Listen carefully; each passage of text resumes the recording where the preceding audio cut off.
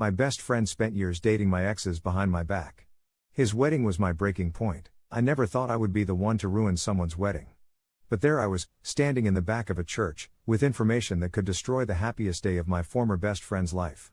I'm still not sure if what I did was right, but after years of betrayal, something in me finally snapped. Let me start from the beginning. I've known Jake since we were 10 years old. 20 years of friendship, of being there for each other through everything. At least that's what I thought our friendship was. In reality, Jake had been systematically dating my ex-girlfriends behind my back for years. Not just casual flings, serious relationships that he deliberately hid from me. And his bride-to-be? She was the woman I thought I would marry someday. So when I stood up during that speak now or forever hold your peace moment, I wasn't just ending a wedding. I was ending 2 decades of lies. Back when Jake and I first became friends in 5th grade, we were inseparable. We lived in the same neighborhood, rode bikes together, played video games until our eyes burned, and eventually navigated the awkward teenage years side by side. He was there when my parents divorced, and I was there when his dad lost his job and they almost lost their house. We helped each other through everything. By college, we were still close even though we went to different schools about an hour apart. We'd visit each other regularly, and our friendship seemed unbreakable. That's when I started dating Sarah. We met in a psychology class sophomore year, and things got serious fast. She was smart, funny, and we just clicked on every level. Jake met her several times when he'd come visit, and they seemed to get along well, nothing that would raise any red flags. After about a year and a half, Sarah and I broke up. It wasn't particularly dramatic, we were young, wanted different things, and decided to end things before they turned bitter. I was hurt, but it was a clean break. I told Jake about it over beers one weekend, and he seemed supportive, offering the usual plenty of fish in the sea talk that friends give. What I didn't know then was that Jake started texting Sarah about 2 weeks after our breakup. I only found this out years later, but they started dating almost immediately. They kept it completely hidden from me, with Jake making excuses about why he couldn't hang out as much, and presumably Sarah never mentioning me at all. Their relationship lasted almost a year. They broke up right around the time I started dating my next girlfriend, Melissa. And the pattern repeated itself. Melissa and I dated for about 2 years, had a relatively amicable breakup, and within a month, she was secretly seeing Jake. This happened 3 more times over the next several years. Each time, I had no idea, Jake would listen to me talk about these relationships, offer advice, comfort me after breakups, and then secretly start dating these women behind my back. He was living a completely double life with me. How did I finally find out? Pure coincidence. About 6 months ago, I was at a bar with some coworkers when I ran into Melissa, who I hadn't seen in a couple of years. After a few drinks, she mentioned something about when Jake and I were together. I was confused at first, thinking she must be talking about someone else, but as we kept talking, it became clear, she was talking about my Jake. My best friend. The shock must have been obvious on my face because she suddenly looked horrified. "You didn't know?" she asked. "I assumed you knew. He told me you were fine with it." That was just the beginning. As Melissa started explaining, other pieces began falling into place. She mentioned that she wasn't the only ex of mine that Jake had dated. She knew for a fact about Sarah and at least one other woman I'd been with. She thought it was some weird agreement we had, that I was somehow okay with my best friend dating my exes. I left the bar that night feeling like my entire world had shifted. 20 years of friendship suddenly looked completely different. I started going through old social media posts, text messages, trying to piece together the timeline of these secret relationships. The deeper I dug, the worse it got. But here's where the story takes an even darker turn. Jake had been dating Lisa for the past 2 years. Lisa was my college girlfriend, we were together for nearly 3 years, lived together, and had even talked about marriage before things fell apart. She was the one I had the hardest time getting over. And apparently, Jake had started seeing her just a few months after we broke up. I found out they were engaged through a mutual friend about 4 months ago. I hadn't spoken to Jake much since my conversation with Melissa. I was avoiding him while trying to process everything, but the news of his engagement to Lisa hit me like a truck. For weeks, I debated what to do. Should I confront him? Walk away from the friendship entirely? Tell Lisa what kind of man she was about to marry? I was torn between wanting revenge and wondering if I was overreacting. After all, they were all exes. Did I really have any right to be angry? But it wasn't just about him dating women I used to be with. It was the deception, the years-long pattern of going behind my back, of lying to my face while secretly moving in on women right after I'd been with them. It felt predatory, calculated, Like he was living vicariously through me in some twisted way. I finally decided to confront Jake. I met him for drinks and laid everything out, what I knew, how I found out, how betrayed I felt. His response was what finally pushed me over the edge. He didn't deny anything. Instead, he laughed awkwardly and said, "I figured you'd find out eventually. But come on, man, it's not that big a deal. You were done with him anyway." When I pressed him on why he'd hidden it all these years, he shrugged and said, "It was just easier that way. No drama. No remorse. No real acknowledgement of the breach of trust. Just dismissal, like I was overreacting to something trivial." And when I brought up Lisa specifically, the fact that he knew how serious we had been, he got defensive. "Lisa and I have something real," he said. "Whatever you guys had is in the past. You need to move on." That's when I decided I needed to talk to Lisa. Not to try to break them up or win her back, that ship had sailed long ago, but because I felt she deserved to know the kind of pattern Jake had established. If he'd been so calculatingly deceptive with me for years, what did that say about his character? I reached out to Lisa and asked if we could meet. She was reluctant at first but eventually agreed to coffee. When we sat down, I could tell she was nervous, probably thinking I wanted to rehash our relationship or interfere with her upcoming wedding. I told her everything I had learned. About Sarah, Melissa, and the others. About how Jake had systematically dated my exes while hiding it from me. About how when confronted, he showed no remorse whatsoever. Her reaction wasn't what I expected. She didn't seem surprised. "I knew about Sarah," she said quietly. "He told me you two had some weird competition going back in college, and that you'd tried to prevent him from dating her out of jealousy. He made it sound like you were the possessive one." The more we talked, the more it became clear that Jake had created elaborate lies not just to me, but to each of the women as well. He'd told Lisa that I knew about them right from the start but had given them my blessing while privately acting jealous and resentful. He'd painted himself as the good guy caught between a jealous friend and his own happiness. Lisa seemed genuinely shaken by our conversation, especially when I showed her timestamps of messages that proved Jake had been lying about the timelines. "I need to think about all this," she said when we parted. A week passed with no word from either of them. Then 2 weeks. The wedding was approaching, less than a month away. I figured Lisa had either chosen to ignore what I'd told her or Jake had managed to convince her I was lying out of jealousy. Then, 3 days before the wedding, Lisa called me. She was crying. "I confronted him," she said. "He admitted everything, but he says it doesn't matter, that he loves me and that's all that should count. He said you're trying to sabotage us because you never got over me. What do you think?" I asked. "I don't know what to believe anymore," she said. "The wedding is in 3 days. Everything's paid for. Everyone's flying in. My family has spent so much money. I can't just call it off." I told her I understood, that it was her decision to make, and that regardless of what happened with Jake, I wished her happiness. We hung up, and I figured that was the end of it. She had made her choice. The day of the wedding arrived. I hadn't planned to go, my invitation had mysteriously never arrived after my confrontation with Jake. But something pulled me there. Some need for closure, perhaps, or maybe just morbid curiosity. I slipped into the back of the church just as the ceremony was starting. No one noticed me, the focus was all on the altar where Jake stood, looking nervous but happy. The music changed, and Lisa appeared at the end of the aisle, stunning in her wedding dress. As she walked slowly toward Jake, I could see her face clearly. She wasn't smiling.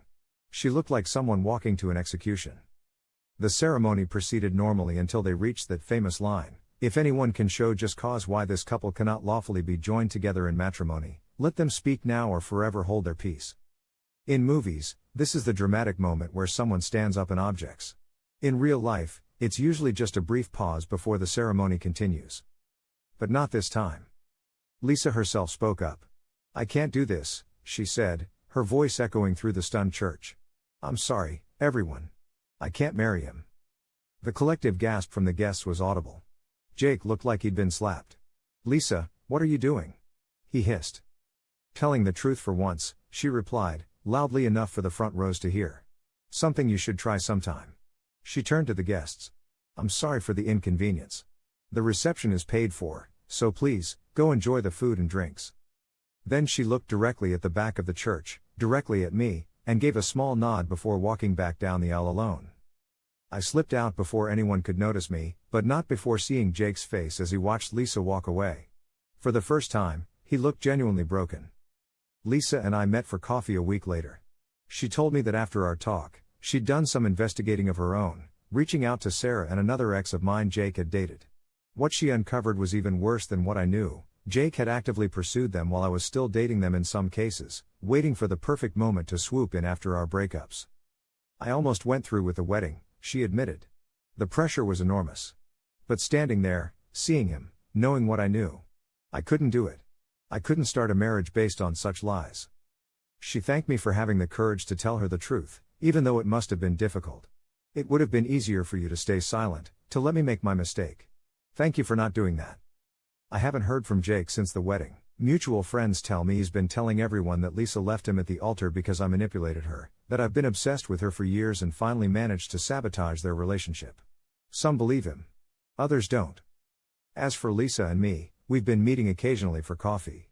Just as friends, processing the chaos and betrayal we've both experienced. There's no romantic rekindling, too much water under that bridge, but there's a new kind of friendship forming from the ashes of all this deception. Update, 2 weeks later. I didn't expect this post to blow up the way it did. Thank you all for the support and for sharing your own stories of friendship betrayals. Reading through your comments has been both therapeutic and eye-opening. A lot has happened in the 2 weeks since I originally wrote this. For those asking about Jake, yes, he's been on a mission to salvage his reputation. He's been reaching out to mutual friends one by one, giving his version of events. According to him, I've been secretly in love with Lisa all these years and finally manipulated her into leaving him at the altar. He's painting himself as the victim of my long-term jealousy and obsession. The friends who know me well aren't buying it, but it's been surprising and hurtful to see how many people are willing to believe him without question. I guess a simple villain narrative is easier to accept than the messy, complicated truth. Several of you asked if I'd considered reaching out to Jake's family, who I've known for 2 decades. I was hesitant, but last weekend I ran into Jake's older sister at a local grocery store. It was awkward at first, she clearly had heard Jake's version of events. But as we talked in the cereal aisle of all places, I could see doubt creeping in. I didn't try to convince her of anything, just shared my perspective calmly and suggested she ask Jake some specific questions about the timeline of his relationships. She texted me 2 days later, he couldn't keep his story straight. I'm so sorry. That meant more than I expected it would. As for Lisa, we're continuing to meet as friends. After our coffee last week, she showed me text messages from Jake that had been coming in since the wedding. They ranged from apologetic to manipulative to outright threatening, often changing tone within the same message. In one particularly disturbing text, he wrote, "I forgive you for humiliating me, but you need to realize that he is the reason for all of this. He's always been jealous of me. If you come back, I'll forget this ever happened." Lisa has blocked his number and is considering a restraining order after he showed up at her workplace. Sarah, my first ex from the story, reached out to me after apparently hearing about the wedding drama. She filled in more details about how Jake had pursued her. Apparently he'd been texting her while she and I were still together, positioning himself as the supportive friend who would be there when our relationship inevitably failed. The calculated nature of it all continues to disturb me. To those who asked about therapy, yes, I've started seeing someone to work through this. 20 years of friendship built on lies isn't something you just shrug off, and I've been struggling with trust issues in all my relationships since this happened. Oh, and one strange detail I didn't mention in my original post, after the failed wedding, Jake's mother approached Lisa's parents to suggest they should still have to pay for half the wedding costs since Lisa was the one who called it off. Lisa's parents told them where to go in no uncertain terms. I'll update again if anything significant happens, but for now, I'm focusing on rebuilding my trust in others, my confidence in my own judgment, and my ability to form honest friendships. Thank you again for all the support. Update, 1 month later. It's been another month of revelations and processing. First, thank you all for the kind messages and advice. To those who've been asking if I'm okay, I'm getting there. Therapy is helping, and the support from this community has been incredible. The biggest development, Jake's web of lies has completely unraveled. After my last update, more women from my past began connecting with each other, and with me, as the story spread through our extended social circle. What emerged was even more calculated than I'd realized. It turns out Jake kept detailed notes on my relationships, what worked, what didn't, my girlfriend's interests, complaints, everything. He essentially used me as reconnaissance, gathering intel on these women that he could later use to present himself as their perfect match. One ex showed me text messages where he referenced things she'd never told him directly, things she'd only ever discussed with me in private, which I had then mentioned to Jake as my trusted friend. Several people have suggested Jake might have some kind of personality disorder, given the calculated, long-term nature of his deceptions. I'm not qualified to diagnose anyone, but I will say his behavior over the past month has become increasingly erratic. After his family started questioning his version of events, Jake showed up at my apartment unannounced late one night. I almost didn't answer the door, but I could see through the peephole that he looked terrible, unshaven, clearly hadn't slept in days. Against my better judgment, I let him in. What followed was the strangest conversation of my life. He vacillated between apologizing profusely with tears streaming down his face and suddenly becoming cold and accusatory, claiming I had ruined his life out of jealousy. At one point he actually said, "You should thank me for dating your exes. I was doing relationship cleanup for you." When I asked what he meant, he explained he was fixing the damage I had done to these women. The level of delusion was staggering. When I maintained my calm and refused to get angry, "Thank you, therapy," he eventually broke down completely. Through sobs, he admitted that he had always felt inferior to me, in school, with friends, with family. Dating women I had been with was his way of proving to himself that he could win at something, that he could have something I had valued. "They always compared me to you at first," he said. "But eventually they stopped. Eventually I became more real to them than you had been." I asked him to leave after that. There was nothing left to say. On a more positive note, the experience has led to some unexpected reconnections. Lisa and I have continued meeting, and a genuine friendship has developed. We're both working through our trust issues, and there's something oddly bonding about having been deceived by the same person in such profound ways. We can understand each other's confusion and pain in a way others can't. To address the many comments speculating about Lisa and me potentially getting back together romantically, we've actually had that conversation, directly and honestly. We both feel that too much has happened, and neither of us is in the right place for that. The history is too complicated, the wounds too fresh. What we need from each other right now is understanding and friendship, not romance. I did end up meeting with Jake's parents at their request. They've known me since I was 10 years old, and they wanted to hear my side directly. It was an emotional conversation. They're struggling to reconcile the son they thought they knew with the person who could sustain such elaborate deceptions for so many years. His mother actually apologized to me, which wasn't necessary but meant a lot. Several commenters suggested I should write to Jake's extended family and friends to expose him further, but I've decided against that. The truth is finding its way out without my active participation, and there's something about deliberately trying to destroy his reputation that feels like it would change me in ways I don't want to be changed. The people who matter know the truth now, and that's enough. A therapist in the comments of my last update suggested that real healing might come from focusing on the new connections and strengthened friendships that have emerged from this betrayal rather than dwelling on what was lost. That advice has been helpful. Yes, I lost a friendship of 20 years, but it turns out that friendship was largely an illusion anyway. What I've gained is a new clarity about who I am and what I value in relationships. I probably won't update again unless something significant changes. Life is gradually moving toward a new normal. Jake has apparently moved to his brother's place in another state, at least temporarily. Lisa is considering a job opportunity on the West Coast. And I'm learning to trust my instincts again, one day at a time. Thank you all for being part of this strange journey. Your support has meant more than you know. Final update, 6 months later. I wasn't planning to update again, but so much has happened and evolved that I wanted to provide some closure to this story for those who have followed along and offered support. First, the immediate aftermath. Jake did move across the country to live with his brother, which provided some much-needed distance for everyone involved. According to mutual friends, he's been in intensive therapy and has maintained minimal social media presence. His parents remain in contact with me occasionally. His father called last month just to check in, which I appreciated. The most surprising development involves Sarah, my college girlfriend from the beginning of this saga. After reconnecting during the initial fallout, we started talking regularly. It began as conversations processing our shared experience with Jake's manipulation, but gradually evolved into more. About 3 months ago, we decided to try dating again. Before any of you jump to conclusions, no, this isn't some twisted way to get back at Jake.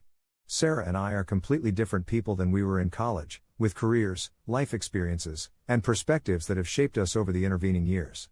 What's been remarkable is discovering how well we actually connect as adults, without the immaturity of our college selves or Jake's interference.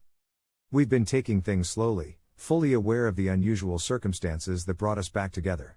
Both our therapists, yes, we're both in therapy, have cautioned us to proceed carefully, making sure we're building something new rather than attempting to rewrite the past. So far, it's been surprisingly healthy and healing. As for Lisa, she did take that job on the West Coast.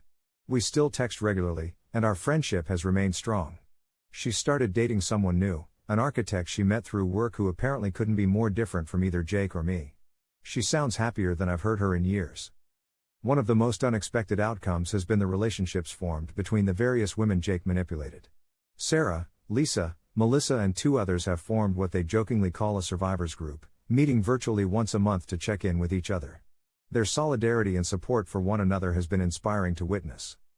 To those who suggested I might have trust issues going forward, you were absolutely right. I've struggled to form new friendships without questioning motivations, and I've found myself analyzing conversations for hidden agendas. My therapist says this is a normal response to such a profound betrayal, particularly one that spanned 2 decades. The healing isn't linear, but it's happening. I've received hundreds of messages from people sharing similar stories of friendship betrayals. While the specifics differ, the core experience of discovering someone you trusted implicitly was living a double life seems unfortunately common. If there's any silver lining to this bizarre chapter of my life, it's being able to help others process their own experiences by sharing mine. A brief note about Jake, since many have asked. No, we have not reconciled and I don't anticipate that we will. Some bridges, once burned, cannot and should not be rebuilt. According to his sister, who has become an unexpected ally, he seems genuinely remorseful now that he's had proper therapy, but remorse doesn't undo damage or automatically earn forgiveness. There was one final incident about 2 months ago. Jake sent me a handwritten letter, 12 pages of apology, explanation, and reflection. He detailed his insecurities, his therapy insights, and his gradual understanding of the harm he'd caused. The letter ended with, "I don't expect forgiveness. I don't even expect a response. I just needed you to know that I see now what I did, and I will regret it for the rest of my life." I didn't respond. Maybe someday I will, but for now, that chapter remains closed. To close this final update on a reflective note, many commenters on my original post suggested that losing a 20-year friendship, even one built on deception, would leave an unfillable void. They weren't wrong. There are still moments when something happens in my life and, for a split second, I think I should tell Jake about this before remembering. But what I've learned is that while betrayal changes you, it doesn't have to define you.